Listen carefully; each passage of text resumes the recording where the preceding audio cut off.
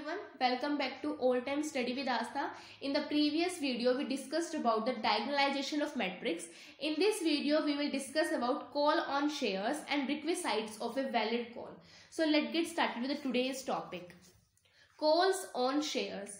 कई बार जब company shares issue करती है तो इन्वेस्टर को वो ये नहीं बोलती कि आप सारा का सारा पैसा एक साथ दे दीजिए। कई बार कंपनी इंस्टॉलमेंट में भी पैसा मंगवाती है। जब वो इंस्टॉलमेंट में पैसा मंगवाती है तो उस टाइम एप्लीकेशन और अलॉटमेंट के पैसे लेने के बाद जो अनपेड प्राइस बचा होता है उस अनपेड प्राइस को वो कॉल के रूप में मंगवाती है। जस्ट लाइक 100 शेयर्स है ऑफ ₹10 ईच। इन 10 रुपीज में से उसने एप्लीकेशन पर 2 रुपीज मंगवा लिए हैं एंड अलॉटमेंट पर 3 रुपीज मंगा लिए हैं। तो अब जो मेरे 5 रुपीज अनपेड अमाउंट बचा हुआ है इन 5 रुपीज को वो कॉल के जरिए मंगवाएगी। कंपनी कॉल के जरिए शेयर होल्डर से अब जो 5 रुपए बचे हुए हैं जो पेड नहीं हुए हैं वो कंपनी जो है कॉल के जरिए मंगवाएगी। तो हम बोल सकते हैं कि जो कॉल है वो एक डिमांड है जो कंपनी द्वारा की जाती है ताकि जो मेंबर्स है वो अनपेड अमाउंट जो बची हुई है शेयर्स पर उसे पे कर सके। This is the definition. A call is a demand made by a company upon its member for the payment of part of the issue price of shares or debentures which has not been paid। मतलब जो issue price है उसका जो part हमने अभी तक पे नहीं किया है। जस्ट लाइक जो एग्जांपल मैंने अभी अभी लिया था कि 100 रुपीज के शेयर है 10 ईच, जिसमें से जो 5 मतलब कि इस इशू प्राइस का जो पार्ट है 5 रुपीज जो अब तक पे नहीं किया गया है, इन 5 रुपीज का कंपनी डिमांड करती है कि अब आप ये 5 रुपीज पे कर दीजिए। तो इसे बोलते हैं कॉल्स ऑन शेयर्स।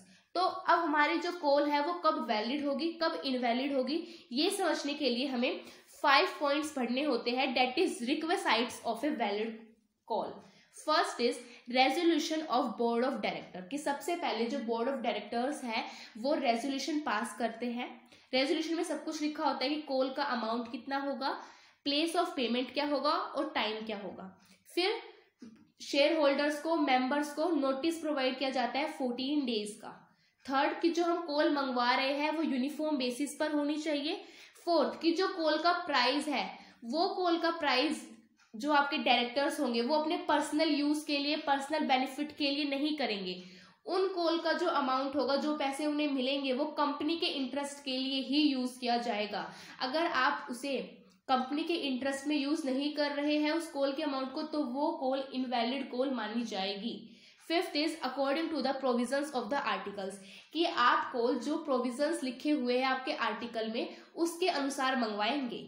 तो ये 5 पॉइंट्स है जिसमें हमें सब कुछ क्लियर हो जाएगा। हम एक एक कर पढ़ते हैं। First is resolution of board of director कि सबसे पहले जो बोर्ड ऑफ डायरेक्टर्स है वो रेजोल्यूशन पास करेंगे।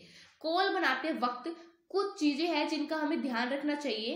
फर्स्ट इज जो डायरेक्टर्स कॉल को बना रहे हैं वो ड्यूली अपॉइंटेड और ड्यूली क्वालिफाइड होने चाहिए। सेकेंड कि जो बोर्ड ऑफ डायरेक्टर्स की मीटिंग मंगवाई है वो कन्वेंड होनी चाहिए, ड्यूली कन्वेंड होनी चाहिए, मतलब कि अच्छे से बुलाई होनी चाहिए, नोटिस देकर अच्छे से। थर्ड इज कि जिस रेजोल्यूशन में हमने लिखा है कि भाई हम कॉल को पास कर रहे हैं उस रेजोल्यूशन में उस कॉल की अमाउंट स्पेसिफाई होनी चाहिए, टाइम स्पेसिफाई होना चाहिए और प्लेस ऑफ पेमेंट भी स्पेसिफाई होना चाहिए।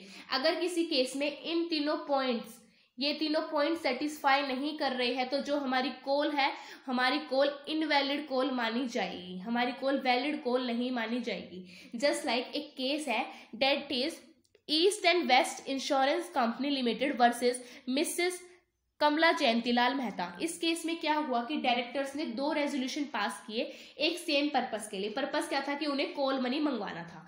एक सेम पर्पस के लिए उन्होंने 2 रेजोल्यूशन पास किए और दोनों ही रेजोल्यूशन में उन्होंने स्पेसिफाई नहीं किया the date and the time of payment. उन्होंने ये बिल्कुल भी स्पेसिफाई नहीं किया जो कि हमारा थर्ड पॉइंट था कि ये हमें स्पेसिफाई करना होता है। तो हमारी एक चीज सेटिस्फाई नहीं हुई है तो इसका हेल्ड क्या आया कि जो ये कॉल है वो इनवैलिड कॉल है बिकॉज डायरेक्टर ने ये स्पेसिफाई ही नहीं किया है कि डेट और टाइम ऑफ पेमेंट क्या है। तो अगर ये तीनों चीजें सेटिस्फाई नहीं होती है तो जो हमारी कॉल है वो इनवैलिड कॉल मानी जाएगी। Second is notice of call. जब आपके board of directors resolution pass कर देते हैं उसके बाद हमें मेंबर्स को, शेयर होल्डर्स को नोटिस प्रोवाइड करना होता है कि डायरेक्टर जो है वो कॉल मनी मंगवा रहे हैं 14 डेज का। ओके अगर बोर्ड ऑफ डायरेक्टर्स ने रेजोल्यूशन पास कर दिया तो उससे कुछ नहीं होगा, उसके बाद आपको नोटिस देना पड़ेगा। वो तभी लीगली इन्फोर्सिबल होगा जब आप कॉल का नोटिस प्रोवाइड करोगे to the members. It is according to your section 20। Third is call to be made on uniform basis, section 49, कि जो कॉल आप मंगवा रहे हैं वो यूनिफॉर्म बेसिस पर होनी चाहिए। यूनिफॉर्म बेसिस का मतलब इसमें दो चीजें का है। फर्स्ट इज कि मान लीजिए जैसे मैंने बताया कि 100 रुपीज के शेयर्स है 10 ईच, जिसमें से एप्लीकेशन पर 2 दिए हैं एंड अलॉटमेंट पे 3 दिए हैं, तो मेरे जो कॉल पे पैसे आएंगे वो 5 रुपीज आएंगे। ठीक है, तो जो ये 5 रुपीज है ये अमाउंट मेरे सारे शेयर होल्डर्स के लिए सेम ही होना चाहिए। इसका मतलब ये नहीं है कि मैं कुछ शेयर होल्डर से तो 4 रुपीज का कॉल मंगवा रही हूँ तो कुछ शेयर होल्डर से मैं 5 रुपीज का कॉल मनी मंगवा रही हूँ। सारे जो शेयर होल्डर्स हैं उन सबसे मैं इक्वल अमाउंट मंगवाऊंगी। ठीक है, they will be fail under the same class, वो सब सेम क्लास में यहाँ पे शेयर होल्डर का मतलब है यहाँ से।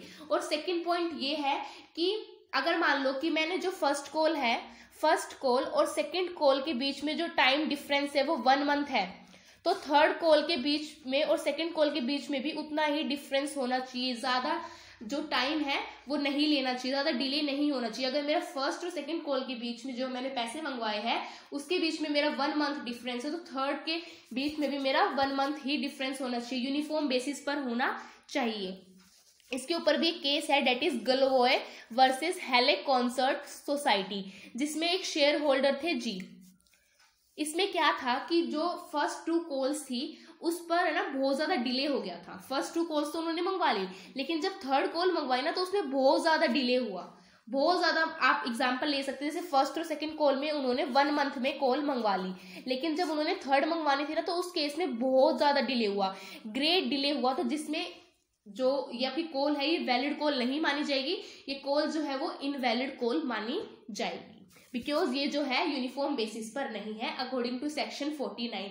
यूनिफॉर्म बेसिस का मतलब है सारे, अगर हम पैसे मंगवा रहे हैं तो सारे शेयर होल्डर से हमें इक्वल जो हमारा कॉल मनी होगा इक्वल होगा।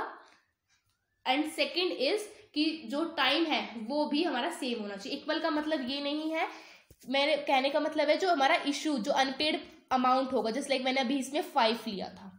Okay, then the fourth is bona fide in the interest of the company. जब आपके board of directors call money मंगवाते हैं तो कॉल मनी आपको तभी मंगवानी चाहिए बोर्ड ऑफ डायरेक्टर्स को जब उसकी जरूरत हो for the interest of the company. कभी भी कॉल मनी को हम पर्सनल बेनिफिट के लिए यूज नहीं कर सकते। बोर्ड ऑफ डायरेक्टर के पास बहुत सारी पावर्स होती है, लेकिन जो डायरेक्टर्स हैं उन्हें कभी भी अपनी पावर का मिसयूज नहीं करना चाहिए to make calls for their personal benefit. अगर डायरेक्टर्स जो कॉल का मनी है उसे पर्सनल बेनिफिट के लिए यूज कर रहे हैं, इट मीन्स कि जो आपकी कॉल है वो इनवैलिड कॉल है, वो वैलिड कॉल नहीं होगी। Fifth is according to the provisions of articles, कि अगर आपके आर्टिकल्स में प्रोविजंस लिखे हुए हैं कि भाई कॉल आपको ऐसे मंगवानी है, ऐसा करना है, तो ठीक है। लेकिन अगर नहीं लिखा हुआ है तो उस टाइम हम इसे फॉलो करते हैं। रेगुलेशन 13 ऑफ टेबल एल, ये वाली टेबल हमारी अप्लाई होती है। ये टेबल क्या बोलती है, the board may time to time make calls upon the members to pay the unpaid amount of the shares provided no call exist 1/4 of the nominal value of the shares. की जो board of director है वो time to time call मंगवा सकते हैं, बस एक शर्त होती है इस पे कि जो कॉल है वो 1/4 ऑफ द नॉमिनल अमाउंट से ज्यादा नहीं होनी चाहिए। कभी भी पैसे मंगवा सकते हैं, टाइम टू टाइम पैसे मंगवा सकते हैं कॉल पर, लेकिन जो आपकी अमाउंट वो मंगवाएंगे वो 1/4 ऑफ द नॉमिनल वैल्यू से कम ही होनी चाहिए। सेकेंड इज, मैंने आपको ऑलरेडी बता रखा है कि 14 डेज का नोटिस देंगे कॉल पर। ओके, एंड द एक कॉल जो है वो आपकी रिवोक भी हो सकती है और पोस्टपोन भी हो सकती है अकॉर्डिंग टू द आपकी directions of the board. Board of directors अगर चाहते हैं कि अगर आपकी कॉल कैंसिल हो जाए तो वो कैंसिल भी हो सकती है, अगर वो पोस्टपोन करना चाहते हैं तो कॉल जो है वो पोस्टपोन भी हो सकती है। No call shall be payable at less than 1 month from the date fixed for the payment of the last call.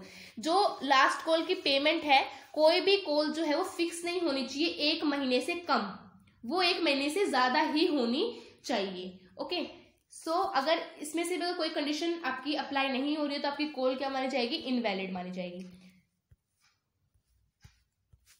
ये जो 5 पॉइंट्स है, इन 5 पॉइंट्स में भी इसके अंदर कुछ पॉइंट्स है, इसके अंदर कुछ, इसके अंदर कुछ, इसके अंदर कुछ, इसके अंदर कुछ। अगर इनमें से कोई भी पॉइंट आपका अप्लाई नहीं हो रहा है तो इसका मतलब ये है कि आपकी कॉल इनवैलिड कॉल है, वो वैलिड कॉल नहीं है। लेकिन सब कुछ अच्छे से किया गया है, बोर्ड ऑफ डायरेक्टर्स जो कॉल बना रहे हैं वो ड्यूली अपॉइंटेड है, ड्यूली क्वालिफाइड है, नोटिस भी अच्छे से दिया हुआ है, कॉल जो है यूनिफॉर्म बेसिस पर बनाई गई है, कॉल का पैसा कंपनी के इंटरेस्ट के लिए यूज किया जा रहा है, according to the provisions of the article किया है, तो आपकी जो कॉल है वो वैलिड कॉल होगी। लेकिन अगर कुछ भी सेटिस्फाई नहीं हो रहा है तो आपकी जो कॉल है वो इनवैलिड होगी। सो आई होप आपको call on shares and valid call अच्छे से समझ में आया होगा। And if you have any doubt regarding the topic then ask me in the comment section. I will upload the video according to your problem and queries. Don't forget to subscribe and hit the bell icon for more updates from All Time Study with Astha. Thanks for watching. Bye bye.